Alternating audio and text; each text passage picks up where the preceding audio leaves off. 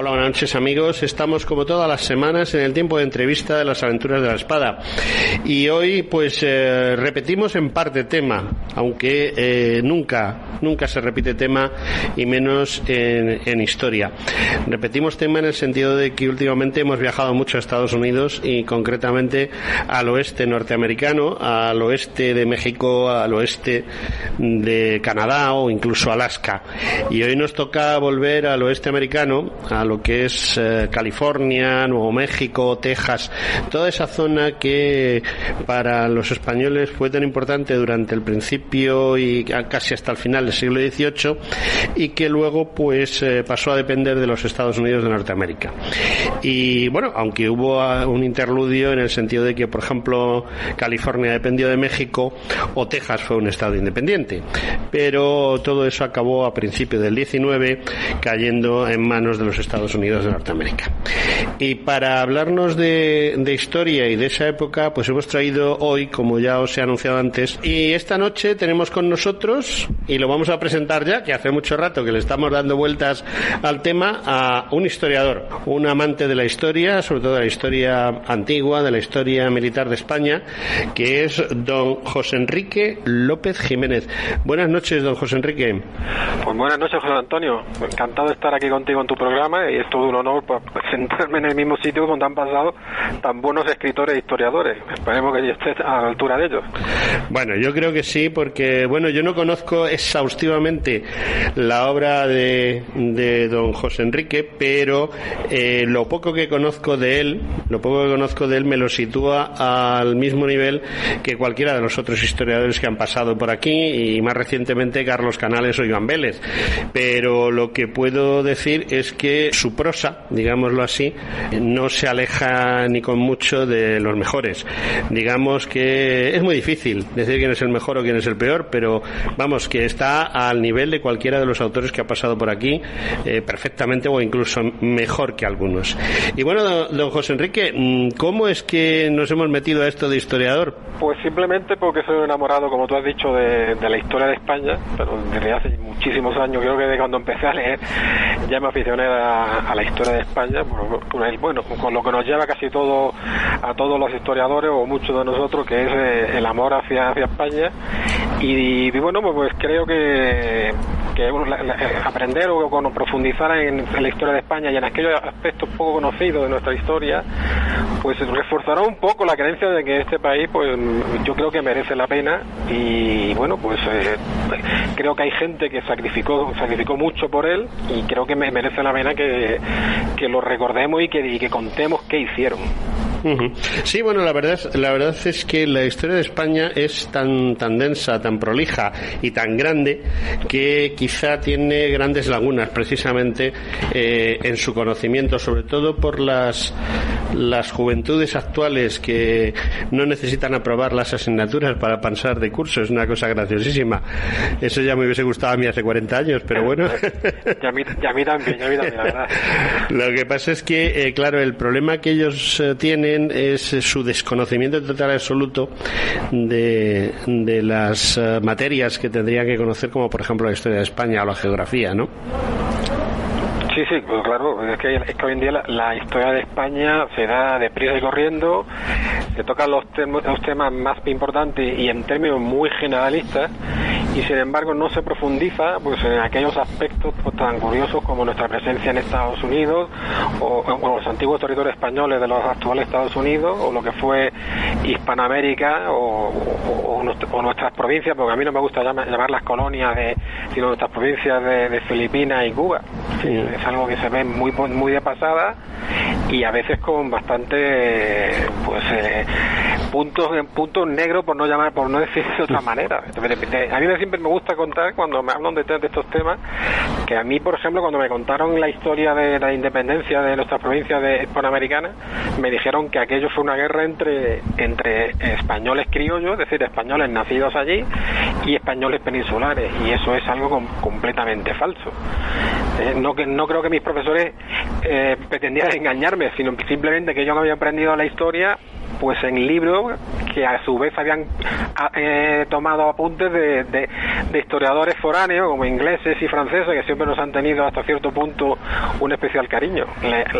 La independencia de Hispanoamérica fue una guerra entre españoles nacidos allí y partidarios de la corona, y españoles nacidos allí partidarios de la independencia. Y como eso, pues muchos otros aspectos de la historia de España que podemos hablar, si quieres, a lo largo del programa.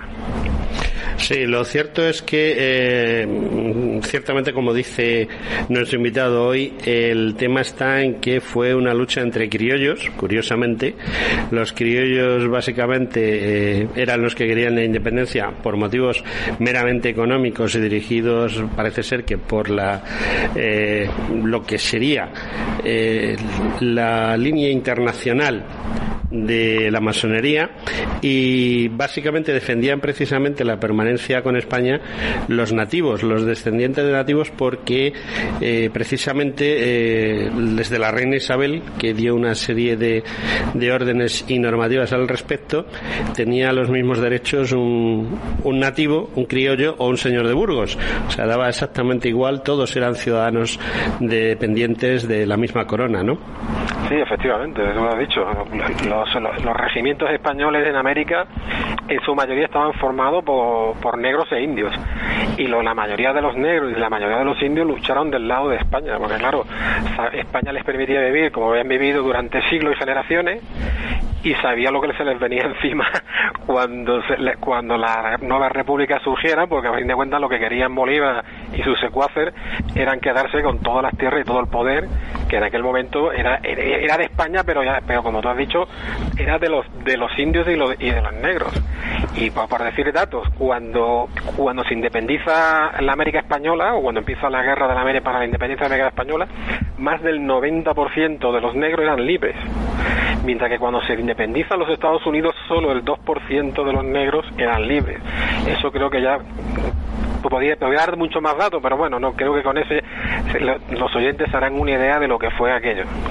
Sí, la verdad es que los datos, la gente habla sin saber realmente los temas, y habría que hacer una comparación entre qué sucedía en la América española en el siglo XVI y lo que sucedía en la América anglosajona, y mejor dicho en el XVIII, la evolución. Mientras que en la América española, en las provincias españolas de América, había prácticamente universidades, catedrales, grandes edificios en la mayoría de las ciudades importantes. Eso no pasaba en las 13 colonias, que eran, pues eso, 13 colonias dedicadas única y exclusivamente al sistema extractivo para llevarse lo más posible a Inglaterra. ¿Qué sucede? Que cuando los criollos consiguen esa independencia, pues también se hace un traslado de esos bienes económicos hacia el norte de América, y actualmente la América española, las provincias españolas de América, son el patio de atrás de los Estados Unidos, que eran pues una colonia inglesa, ¿no? Y bueno, pues eso es curioso, pero la verdad es que nadie lo reconoce, entre otras cosas porque a nadie le interesa. Y cuando ha llegado este movimiento dirigido por los socialcomunistas de destruir los vestigios hispanos en Estados Unidos, pues se han dedicado a tirar estatuas como la de Isabel I de Castilla, que fue la primera mujer que se preocupó precisamente de que no hubiera esclavitud en América, ¿no? Sí, efectivamente, las leyes de India, nada más que leerlas, y como tú bien has dicho, cuando los indios o nativos juraban vasallaje a la corona, automáticamente eran ciudadanos españoles, como lo era uno de Burgos o de Cuenca.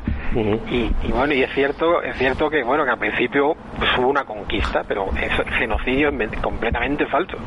De hecho, Tenochtitlán, la capital del Imperio Azteca, que por cierto no era la Arcadia feliz, el Imperio Azteca, pero bueno, Tenochtitlán cae en 1521 y la Universidad de México se está levantando en 1552. 30 años después estamos levantando la Universidad de México. Cajamarca cae, creo que fue en 1534, si no me falla la memoria, y en 1551 se estaba levantando la Universidad de Lima. Entonces, por seguir haciendo comparaciones, porque aunque las comparaciones son odiosas, cuando se independiza la América Española había más 15 universidades, y cuando se independizan los Estados Unidos solamente había una, los que ellos llaman los angloparlantes llaman el college, ¿no? Sí, bueno, la cosa está muy clara. Lo único que sucede, básicamente, y desde mi punto de vista, es que los criollos, como siempre, como suele suceder en España, pues son los primeros traidores y miran su interés personal y económico sin fijarse absolutamente para nada en el daño que van a hacer a medio y largo plazo, mientras que los criollos norteamericanos siguen siendo una piña, aunque sean teóricamente independientes con su antigua metrópoli. Bueno, no estamos aquí para hablar de historia de todo el conjunto de Hispanoamérica, sino que hemos venido a hablar de su libro, como diría cierto importante novelista, el señor Umbral. El señor Umbral, sí, que yo estoy aquí para hablar de mi libro. Pues eso me va a decir usted en cualquier momento. ¿Cómo surge La muerte vino al amanecer? ¿Por qué decide hacer el libro y por qué decide titularlo así? Bueno, pues el libro es un capítulo más de la presencia española en los territorios que eran nuestros y que hoy pertenecen, como bien has dicho, a los Estados Unidos después de arrebatárselo a México tras la guerra hispano-mexicana. Y es un capítulo más porque tengo mis tres anteriores libros que centrado en esta zona, como son uno que se llama Cuerdas de Sangre, que cuenta la expedición de Villazú. El otro es La rebelión del odio, que cuenta el levantamiento de los indios pueblos contra la presencia española en Nuevo México. Y bueno, y el otro que está bien sobre España, aunque ya no toco tanto el tema de los dragones de Cuera, porque se llama Gloria bajo el ardiente sol, y lleva por subtítulo La victoria de España sobre la República de Texas.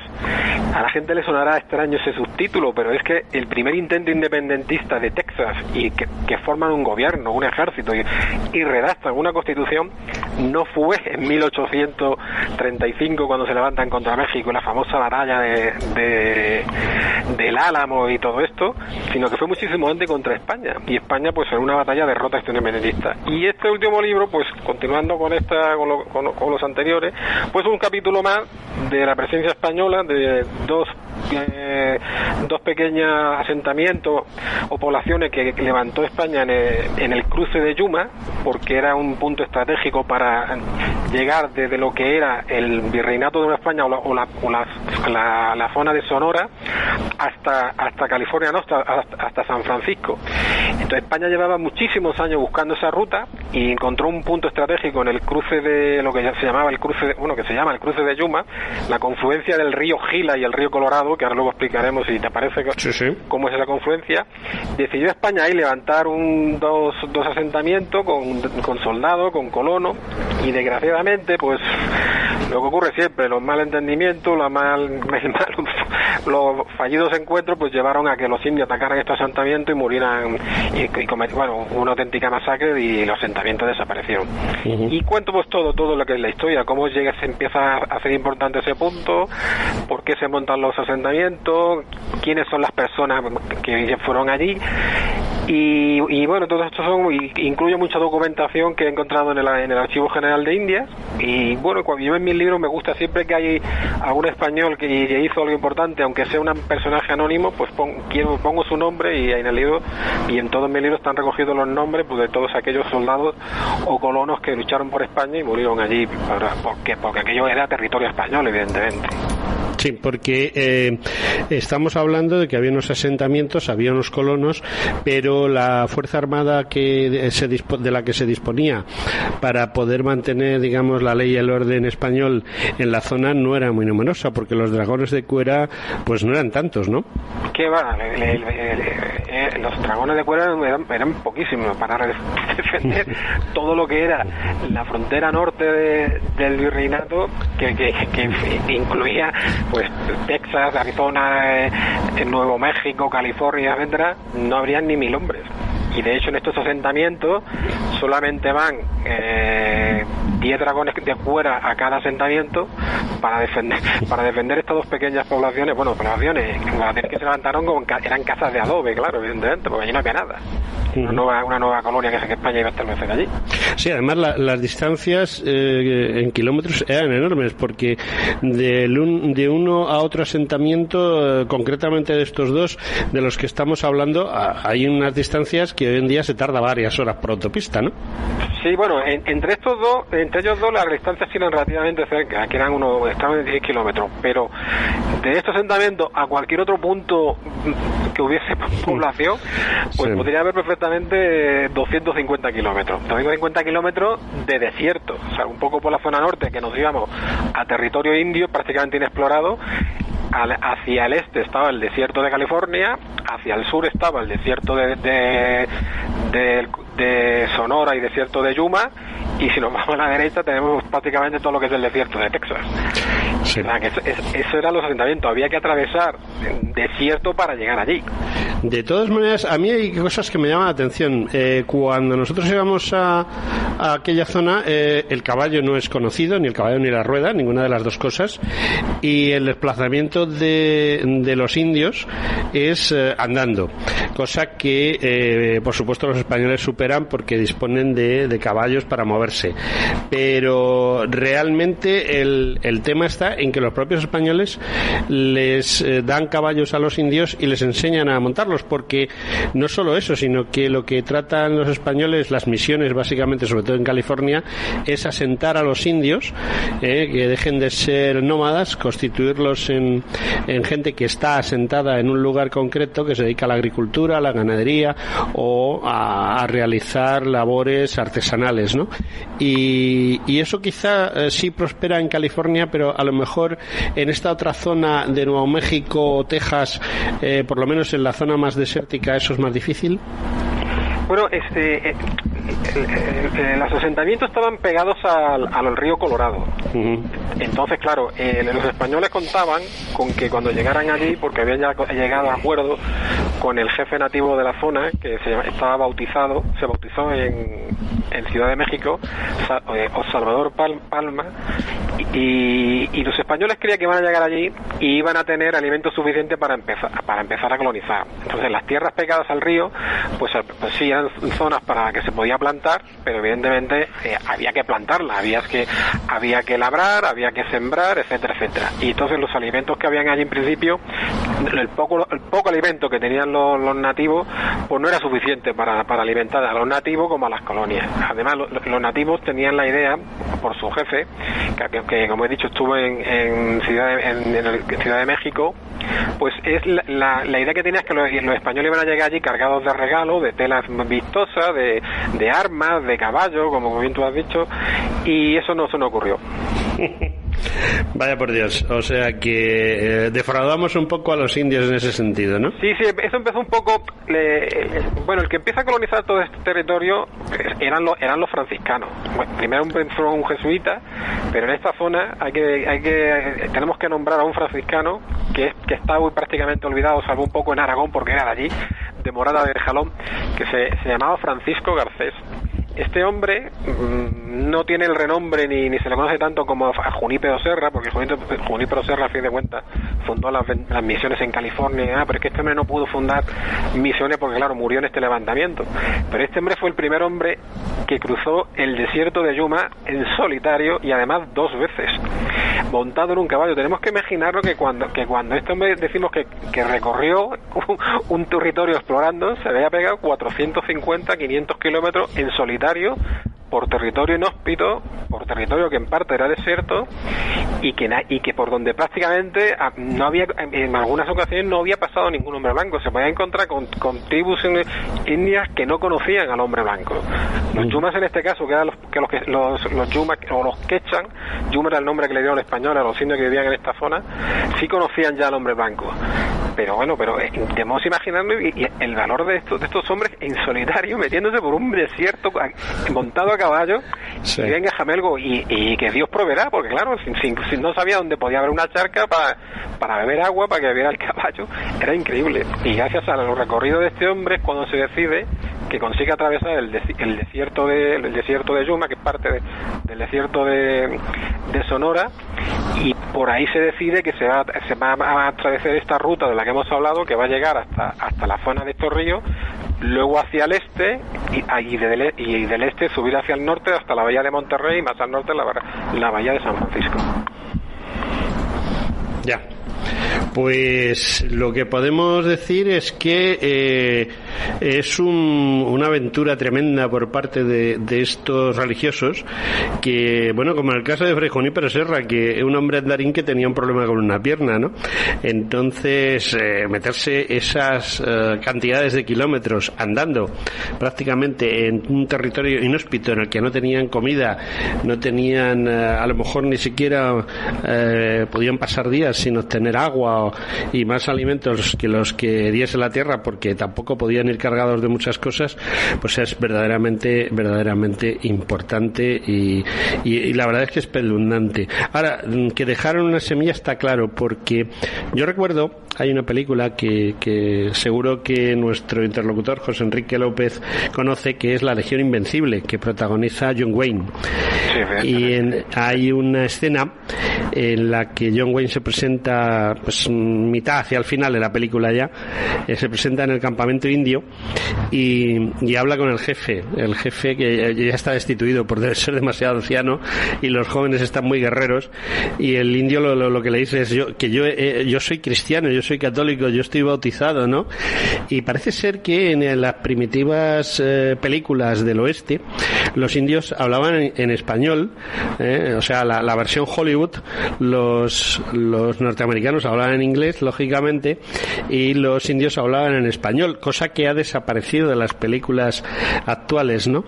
Y era porque, para empezar, los indios habían sido cristianizados por parte de los jesuitas primero y de los franciscanos después, y que eso marcó una impronta, y también fue un problema para los colonizadores yanquis, ¿no? Porque si hubiese sido como al principio, que iban andando a todos sitios los indios, pero gracias a los españoles tenían caballos, además casi de mejor calidad que los caballos que disponían los norteamericanos, ¿no? Sí, vamos, hablaban español. Jerónimo hablaba español. Sí. Jerónimo Apache hablaba español, y muchos de estos nativos hablaban español, pero no es que no solamente hablaban español, es que al principio ellos entendían español como sinónimo de hombre blanco. Entonces los españoles, cuando querían preguntarle a los nativos si habían visto a hombres blancos, mejor franceses o ingleses, preguntaban por españoles, porque para el indio él entendía que, claro, los españoles llegaban al territorio y decían, nosotros somos españoles, y para ellos español era sinónimo de hombre blanco. Sí. Entonces el primer idioma que aprendieron los europeos, los nativos, prácticamente todos nativos del suroeste americano, fue el idioma español, claro. Bueno, hay diversidad de opiniones acerca de cómo esos indios mantenían relaciones con los españoles. Es decir, hay tribus, concretamente estamos hablando de que Jerónimo era católico y hablaba español, pero hay otros indios que llegan después, o sea, no eran originarios de la zona, sino que se desplazan por ese nomadismo existente, que son, por ejemplo, los comanches, ¿no? O algunas otras tribus que sí son belicosas y que son las que hacen estas racias, que, por ejemplo, la de destrucción de los asentamientos españoles en la zona. ¿Qué indios son estos en general, digámoslo así? Los que venían nómadas. Sí, pues como tú has dicho, principalmente los más indómitos y con los que peor relaciones llegamos a tener fueron comanches y parte de los apaches, porque los apaches había muchas familias diferentes. Sin embargo, por ejemplo, las otras naciones que eran más, entre comillas, más civilizadas, o que se adaptaron mejor a la vida a la vida y a la idiosincrasia española, como por ejemplo los indios pueblos, estos al principio, claro, evidentemente se enfrentaron al principio algunos contra la llegada de los españoles, pero luego es que formaron parte de nuestro ejército, y algunos fueron oficiales de nuestro ejército, y algunos murieron luchando al lado de los españoles contra otras naciones indígenas. Y de hecho hoy en día en muchas solamente hay que coger cualquier libro e intentar ver cuáles son las grandes naciones que perviven hoy en Estados Unidos con poblaciones muy grandes, y son prácticamente todas las del sur de Estados Unidos y suroeste de los Estados Unidos, precisamente lo que eran colonias o territorios españoles. Además, antes hemos citado a Junípero Serra y que se están tirando sus estatuas de Estados Unidos. Uh-huh. Cuando los españoles abandonan California porque se pasa a ser territorio mexicano, en California todavía vivían los indios de California, entre ellos los Kumeyaay. Quien acaba con estos tribus y quien los extermina son los mineros anglosajones cuando se descubre el oro en estos territorios, las famosas migraciones de anglosajones en busca de estas tierras, y para quitarle la tierra a estos nativos, ellos son los que acaban con los indios de estos territorios.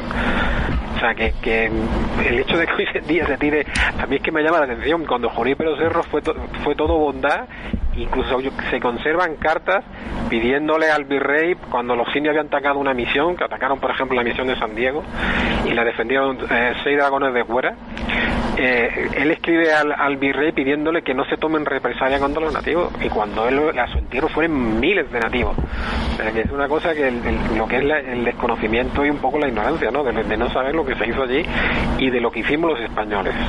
Bueno, es que eso de la ignorancia es una cosa muy habitual en la gente hoy en día, porque yo personalmente he seguido un poquito este tema de las la destrucción de temas históricos, lo cual demuestra la falta de cultura de la gente, porque independientemente de que a ti te pueda caer bien o mal, o que interpretes que una persona ha sido de una manera o de otra, la destrucción de los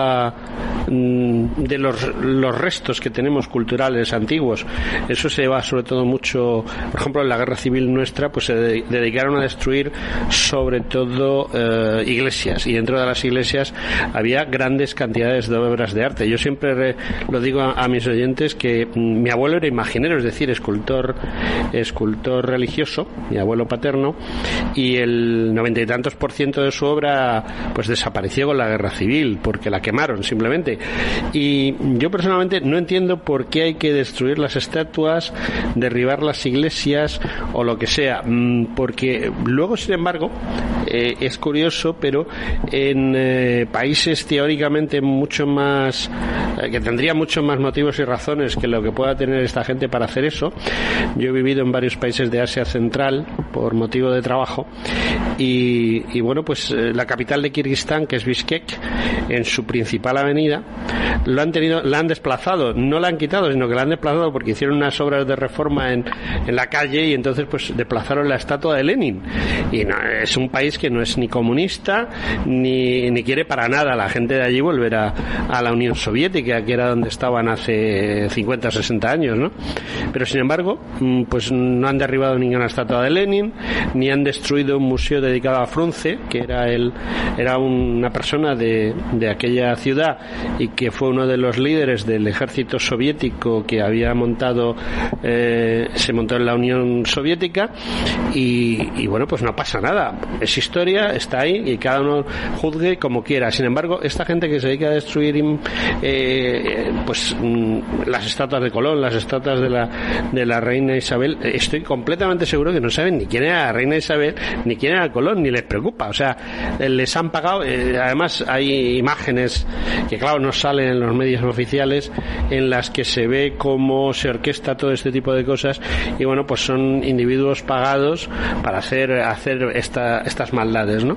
Y bueno, pues así lo único que se puede hacer es destruir la cultura de un pueblo, pero no otra cosa. Y Estados Unidos no puede presumir de tener una historia como para poder destruirla, ¿no? Hombre, lo que yo creo, vamos, la impresión que me llevo es que, claro, a las corrientes anglosajonas, no es que vayan ellos a tirarlo, pero tampoco les preocupa que las quiten, porque claro, para el pensamiento predominante de Estados Unidos, los Estados Unidos nacieron por 13 colonias, entonces todo lo que no sea de las 13 colonias anglosajonas no existe, y lo quieren borrar de su historia. Por eso no ha salido, habrá salido alguno, pero muy limitado, defendiendo que esto es una locura, la estatua de Colón, que tiene que ver Colón con esta historia, o que tiene que ver Isabel la Católica, o que tiene que ver Junípero Serra. Lo increíble es que en España hay gente yo no quiero hablar de política porque soy militar en activo, ya lo sabes. Sí. Pero bueno, me llama increíblemente la atención que haya gente que pretenda quitar estas estatuas. A mí, cuando alguien me pregunta, bueno, ¿y tú qué es esto que sabes de historia y esto que, bueno, lo del genocidio en América? Y digo, mira, cuando te hablan del genocidio en América es muy fácil. Que te diga quién, qué, cómo, cuándo y dónde. Y ya está, que me digo, ¿hubo genocidio? ¿Quién lo hizo? ¿Quién lo ordenó? ¿Cuándo lo hizo? Y ya verás cómo no te va a contestar, porque simplemente es aquello de que yo lo he escuchado y esto queda muy bien, lo del genocidio, y demás, y de repetirlo y repetirlo y repetirlo, pues ahí tenemos a la sempiterna leyenda negra. Y lo triste no es que nuestros tradicionales enemigos nos hayan embadurnado con la leyenda negra. Lo triste es que hay muchísimo español, muchísima historia de español y muchísimo clase dirigente española que sigue defendiendo y creyéndose que eso fue cierto. Eso es lo triste. Bueno, es que por desgracia la clase dirigente española, y yo sí puedo decirlo, pues deja mucho que desear culturalmente. No hay nada más que oír hablar al señor vicepresidente del gobierno cuando abre la boca y se pone a hablar en inglés. O sea, se cree muy listo y da un discurso en inglés, no sabe pronunciar, y luego quien le haya hecho el discurso tampoco sabe inglés, con lo cual pues te puedes reír, ¿no? Y luego pues la cajera de hipermercado, pues aparte de saber decir eso de alguien tiene cambio de 50, que es lo típico que escucha en la línea de cajas de día, pues no creo que le llegue mucho más allá el intelecto. Pero bueno, ¿qué puedes esperar? O sea, yo he conocido gente de izquierdas porque yo pues estuve en la universidad varias veces, pero bueno, cuando estuve antes del año 77, que terminé yo la primera vez en la universidad, la gente de izquierdas en general era gente bastante culta. Vamos, de hecho había gente muy culta. Hoy en día hay profesores de universidad nombrados a dedo que no le llegan a la altura de los zapatos a los propios alumnos. En este programa concretamente tuvimos a un profesor de una universidad, que es la Carlos III, y con el que estuvimos hablando de temas de historia, ¿no? Y este hombre pues se hacía cruces por el nivel de sus alumnos y por el nivel de sus compañeros de profesión, ¿no? Y además concretamente se hablaba de Isabel, estábamos hablando, está el vídeo colgado en Radio ATV de la entrevista, y a este hombre pues no se le ocurre otra cosa, como es el que lleva la cátedra de contemporánea, pues empieza sus clases y tal, y empieza hablando de la reina Isabel, ¿no? Y entonces le pregunta a los alumnos nuevos, primer año que van a dar aquello, y les pregunta sobre la reina Isabel, qué opinión tienen y tal. Y bueno, la única respuesta que obtuvo de un alumno que veía la televisión habitualmente, que si la reina Isabel a la que se refería era la de la serie. Entonces, bueno, que es para morirse, ¿no? De que en la universidad personas que tienen teóricamente aprobado el acceso a la universidad, que no sepan quién es la reina Isabel y que la identifiquen con la protagonista de una serie de televisión, pues es mortal, yo te puedo contar una anécdota que me pasó con mi hijo. Bueno, mi hijo ya es mayor y terminó su estudio afortunadamente, pero me pasó cuando estaba en bachiller, que le pregunté un día que tenía un examen y digo, ¿de qué te examinas? Y me examino de los Reyes Católicos. Ingenuo de mí, que le pregunté, bueno, dime quién es el gran capitán. Y dice mi hijo, no sé quién es el gran capitán. Digo, tú no sabes que te van a hacer un examen de Reyes Católicos y no sabes quién es el gran capitán. Y no sabes cuáles fueron los tres pilares más importantes o los pilares importantes del reinado de Reyes Católicos, que era su política exterior con el gran capitán, la política matrimonial, la política religiosa. Estoy hablando de un chico que aprobó con notas muy altas y luego hizo quizás su carrera y afortunadamente trabaja ya, sí, y con unas buenas notas, Pero bueno, yo no creo que aquí la enseñanza ni nada, es lo que tenemos y bueno. Pues sí, por desgracia es saber que coja libros, que profundice, tiene ahí 1000 libros, ya que estoy exactamente, aquí, eso es lo que iba yo a decir, que habiendo divulgadores de historia como el autor que tenemos hoy al otro lado de la línea telefónica, pues es que no entiendo, la gente lo tiene muy fácil, puede leer esos libros. Yo lo poco que he visto, y lo reitero, lo poco que he visto del autor de hoy, es fácil de leer, así de fácil, o sea, es muy fácil de leer. Y sí, bueno. Yo mis libros están escritos con intento que sea un lenguaje ameno, para que no es un manual académico, aunque yo incluyo la documentación. Cuando digo que murieron 105 españoles, doy los nombres de los 105 españoles porque está en el Archivo General de Indias. Y cuando digo que se montaron el virrey dio la orden de que se levantaran 2 asentamientos en las confluencias del río Gila y el río Colorado. El Gila es un afluente del río Colorado. Incluyo como documentación al final del libro el acta donde el virrey decide que se formen 2 asentamientos, con cuántos colonos, con cuántas personas. O sea, que lo que quiero decir es que no me lo invento, ni me ha venido de ciencia infusa, ni no lo he leído en algún libro para ir perdido. Está en el Archivo General de Indias, ¿eh? Y como tú has dicho, no son manuales académicos. Yo he tratado de que mis libros lleguen a una amplia generalidad de público, pero no simplemente porque la gente quiera que me compren o no me compren libros, sino simplemente porque la gente conozca la verdadera historia de nuestro país, que es algo que merece la pena que se conozca. Bueno, tenemos aquí, hay que recurrir a Internet porque es imposible si no. Hoy en día lo más rápido es esto, y entonces pues tenemos más libros, pero yo prefiero que el propio autor nos hable de los otros libros que tiene, por ejemplo, La rebelión del odio o Gloria ardiente, no sé, los diversos libros que ha escrito y que son posibles obtener pues en cualquier librería o por Internet, referentes a todo esto, que creo que son 4 los libros que ha hecho sobre esa zona del norte de México. Sí, bueno, pues uno es, como tú me has dicho, uno se llama Curas de Sangre, y trato la expedición de Pedro de Villasur. Esta fue una expedición de 1720 que se adentró en territorio norteamericano, partiendo de Nuevo México, porque querían saber si había franceses asentándose en lo que era territorio español, porque toda la zona de lo que es hoy el estado de Nebraska, que es prácticamente el centro geográfico de los Estados Unidos, toda esa zona era española, y había llegado noticia de que había franceses allí asentándose. Entonces España mandó una expedición. Esta expedición llegó a esta zona, encontraron allí a una nueva tribu que eran los Pawnee, aunque los españoles los llamaban los Pananas, eran los Pawnee. Y bueno, pues los españoles llegaron allí, se presentaron a ellos buscándose a franceses, y no se sabe muy bien por qué, una más de madrugada atacaron el campamento español, y los españoles formaron en círculo, con espalda contra espalda, los dragones de cuera, y allí fueron cayendo prácticamente 2, se salvaron muy poquito. Y bueno, esta fue la tragedia de la expedición de Villasur, que lo cuento en ese libro. Lo de la rebelión del odio es un levantamiento de los indios pueblos hasta que se convirtieran en aliados incondicionales de los españoles, y fue un levantamiento, pues bueno, por una gran parte de los indios pueblos estaban del lado de España, pero había otra pequeña parte que eran sobre todo los que estaban dirigidos por los antiguos chamanes, pues que así se levantaron contra España en 1680 en Nuevo México. Mataron, porque fue una auténtica carnicería, a cerca de 400 españoles. Cuando digo españoles, incluyo españoles y españolas, ¿eh? Yo estoy de la vieja escuela.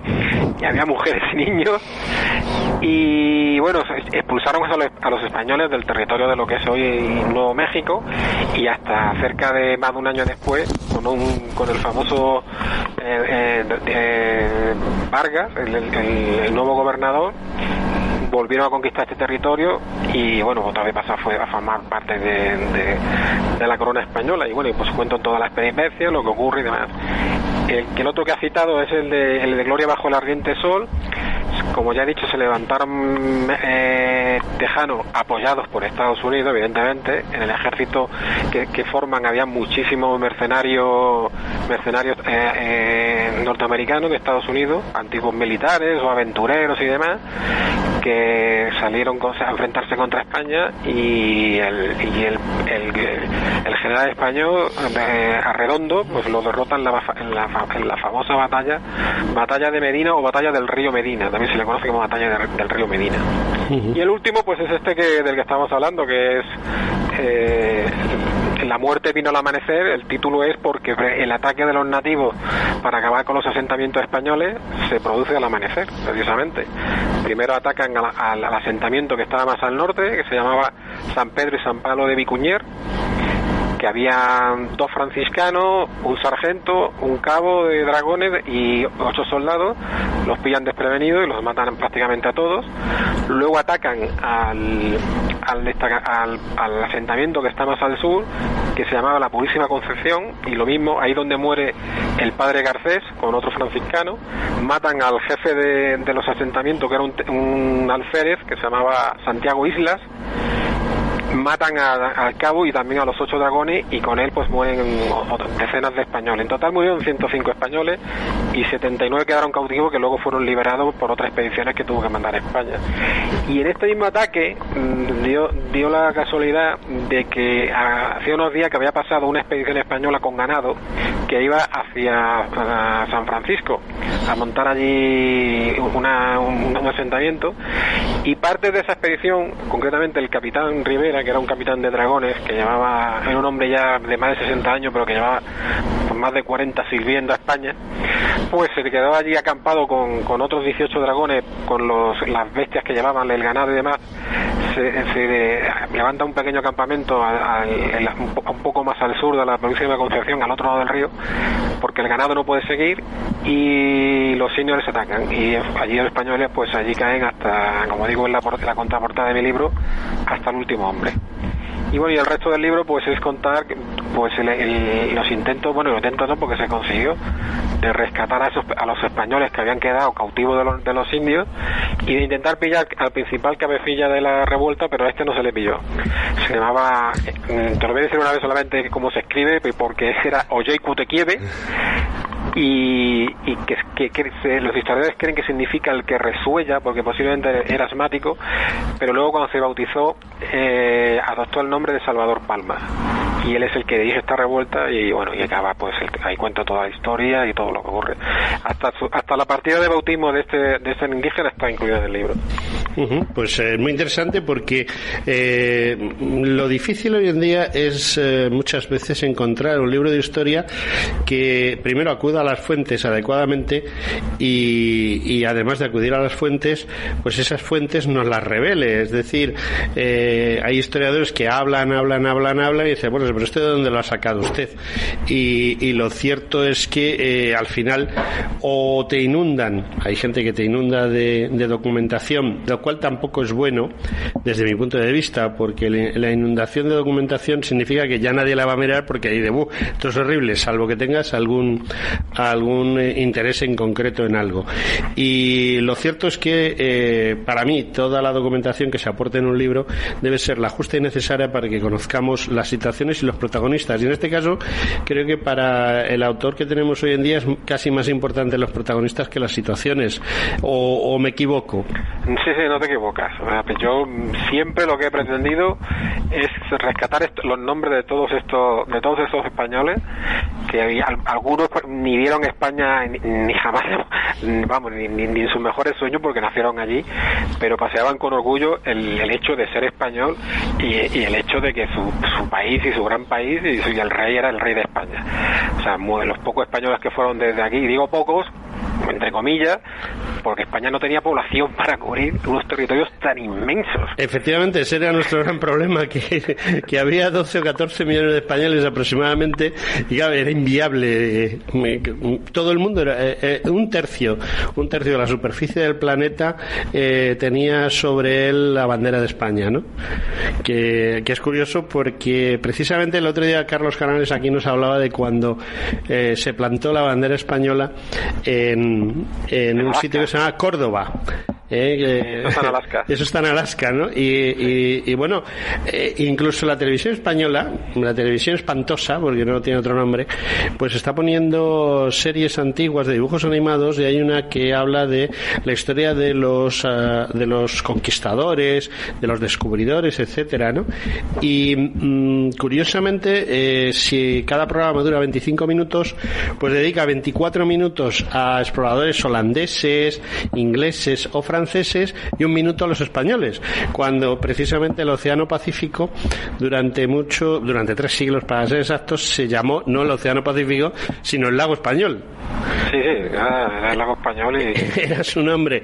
Y precisamente tierras tan importantes hoy en día como son las Hawái o como es Alaska, pues la primera bandera europea que se puso allí fue la española. Y si los británicos y luego los norteamericanos se hicieron con las Hawái, fue porque asaltaron los archivos españoles en Filipinas y encontraron las cartas de navegación para llegar, porque no tenían ni idea ni que existían, ¿no? Y ese es el gran problema de que nuestros antepasados descubrieron pues las grandes rutas y cómo cruzar el Océano Pacífico, porque creo que no es tan fácil cruzarlo a vela. Se cruza en dirección oeste por el sur y en dirección este por el norte, ¿no? Y si tratas de hacerlo al revés, pues te puede pasar lo que le pasó a parte de la expedición que iba con el Cano y que no volvió de momento, ¿no? No volvió con el Cano, ¿no? Y bueno, pues nos hemos quedado sin tiempo. Creo que ya solo nos queda comentar una cosa que para mí es muy interesante, porque yo soy un apasionado de la historia antigua, creo que don José Enrique también lo es, y tengo entendido que compartimos a un antiguo, digámoslo así, un conquistador antiguo, aunque no exactamente el mismo, sino tío y sobrino, que sería Escipión Africano y Escipión Emiliano, ¿no?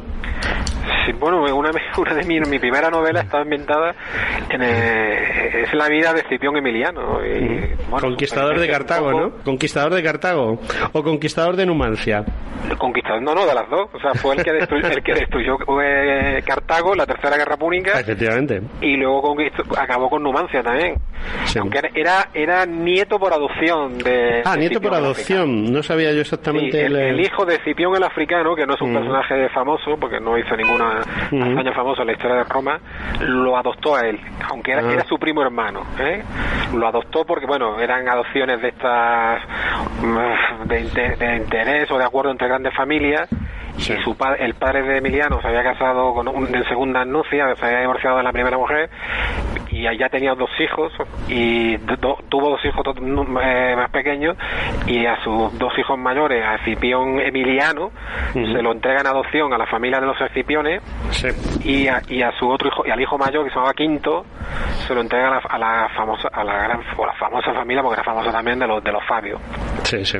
No, hay una serie de familias muy famosas en Roma que la gente piensa que es un nombre de pila, cuando en realidad es lo que nosotros llamaríamos un apellido, porque los Escipiones, traducción literal del latín, es báculo, es decir, además ellos lo decían, ¿no?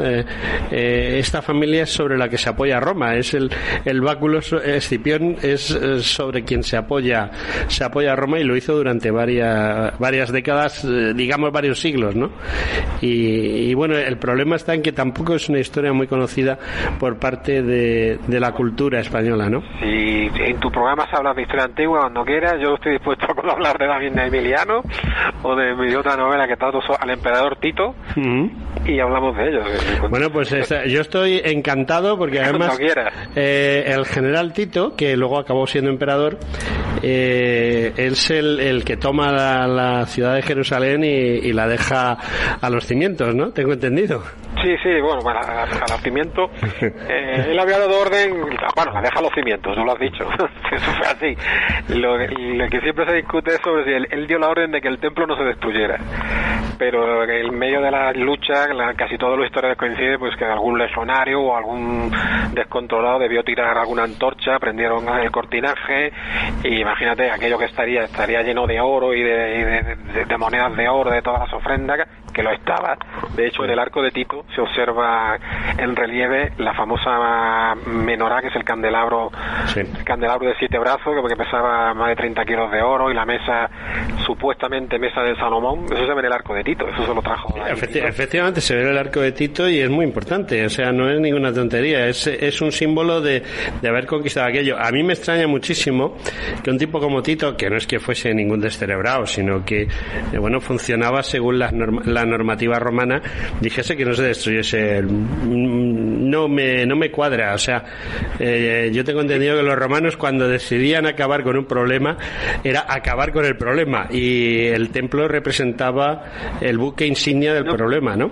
Bueno, es que para decirte esto, no sé, la única fuente que tenemos es Flavio Josefo. Y entonces Flavio Josefo era judío y estuvo luchando. No era de fiar Flavio Josefo, que no era muy de fiar Flavio Josefo. Ya, pero es que no tenemos. Era un mercenario. Tenemos a Flavio Josefo y tenemos un poco los resúmenes, porque la parte de Dion Casio y algo también de Tácito. Pero bueno, Flavio Josefo estaba allí, entonces claro, tenemos que guiarnos un poco por él, aunque luego ahí tiene exageraciones. Y no, pero es posible, porque él sí da orden de que se destruya cuando se toma Jerusalén, y ya se acaba con la ciudad, lo que era la ciudad antigua, la ciudad alta y la ciudad baja, que es la parte más vieja de la ciudad. Él dice que se destruya Jerusalén y solamente se deje un par de torreones de la muralla, y además lo dice así Flavio Josefo, para que el mundo supiera que quien se levantara más o menos contra Roma era lo que le esperaba. Pero él dice Flavio que lo del templo, Tito sabía lo que significaba para los judíos, y normalmente, si te fijas, los romanos siempre trataban de respetar a las religiones de las civilizaciones que conquistaban. O sea, incluso los dioses de estas civilizaciones los incorporaban al panteón romano.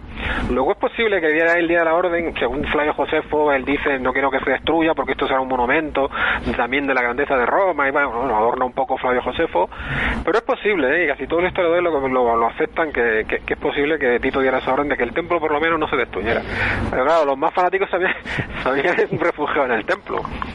Y claro, no es fácil eliminar a los más fanáticos así por las buenas, sin tocar el sitio, ¿no? No, es complicado. A mí me gusta mucho la historia antigua. Yo soy más especialista en Escipión africano, y bueno, entiendo precisamente que la mayoría de las traducciones que tenemos al castellano están hechas por Schulten en los años 30 y 40 del siglo XX, ¿no? Y Schulten pues reconoce que los historiadores romanos barrían mucho para casa, o sea, evidentemente. había más propaganda que historia. Cuando dan cifras de muertos y demás, son a todas luces exageradas. Flavio Josefo dice que murieron 2 millones de personas en la guerra de Judea. Es que no habían 2 millones de personas, ni siquiera allí en la provincia. No, ni en todo Oriente Medio. Ni en todo Oriente Medio. Son cifras exageradas. Sí. Pero hay historia, también es verdad que hay historiadores romanos y historiadores. No es lo mismo un historiador del siglo III, IV, V escribiendo de la época de Escipión o de Escipión Emiliano, que por ejemplo Polibio es que iba en la y era amigo personal de Escipión Emiliano. Entonces él estaba adelante. Que exagere algo, que lo adorne, pues sí. Flavio Josefo 3/4 de lo mismo, se convierte en un amigo personal, un amigo íntimo de Tito. Que lo exagere y lo adorne, pues también, ¿verdad? Probable, sí. Entonces, claro, yo, por eso en mi novela hay parte que tengo que... hay mucha historia, pero también incluyo parte, claro, que tiene que ser producto de mi inventiva, sin contar una cosa muy... que se salga de lo normal, porque hay muchos aspectos que no se conozcan. Por ejemplo, la relación de Tito con la reina Berenice de Judea, que es el gran amor de Tito, y que sobre lo que se ha escrito, pues, de todo, porque, claro, Tito, cuando él accede al trono, le dicen que no puede seguir con esta reina, entonces Tito tiene que decidir entre la razón de su corazón, el amor de su vida, o la razón de Estado, y sobre eso sabrás que se ha escrito pues desde óperas, novelas, ensayos, poesías, de todo. Bueno, yo siento decir una cosa a don José Enrique, y es que, bueno, primero que lo emplazo, palabra muy muy española, muy castellana, para el próximo día. Quieras, venir a tu programa. Y hablamos de romanos, porque a mí es lo que más me gusta, y hablamos de la Segunda y de la Tercera Guerra Púnica, para que así los dos tengamos tema. De acuerdo. Pues que de la Segunda y Tercera Guerra Pública necesitaremos unas cuantas horas, por eso te digo. Sí, bueno. Yo no te entraría más, mejor si quieres hablamos de Emiliano, porque a fin de cuentas el africano se conoce bastante más. Bueno. Si quieres hablamos de Emiliano. Hablamos de Emiliano, sí. a mí es un personaje, a mí me gustó mucho de Emiliano, y no quiero que robar en tan tiempo ya tanto el programa. Lo que me ganó este personaje, bueno, primero me ganó su padre, porque cuando derrota al reino de Macedonia, que ya deja de existir el reino de Macedonia porque pasa a incorporarse como provincia romana, su padre, que era Paulo Emilio, que podía haber cogido lo que quisiera del inmenso tesoro de Perseo, solo pide la biblioteca. O sea, este hombre dice, yo lo único que quiero de aquí es la biblioteca. Y siempre se ha hablado de la biblioteca de Alejandría, la biblioteca de Pérgamo, pero no se ha hablado de esa biblioteca que tenía manuscritos de Aristóteles, de puño y letra de Aristóteles. Y luego me ganó su hijo Emiliano, porque cuando destruye Cartago, él llora. Y lo cuenta Polibio, ¿no? Y le pregunta, ¿por qué llora? Dice, lloro por el futuro de mi patria y por la hecatombe que hemos hecho aquí, ¿no? Porque fue una auténtica... Ya lo hablaremos si quieres un día. Pues sí, lo hablamos un día porque hoy nos hemos quedado sin tiempo. Solamente darle las gracias al autor de esos libros que nos cuentan la historia de España en Norteamérica, y dejamos para otro día la historia antigua de Roma y de España, porque España es Roma. De modo que, querido amigo, hasta un próximo día. Muchísimas gracias. Pues a ti, José Antonio.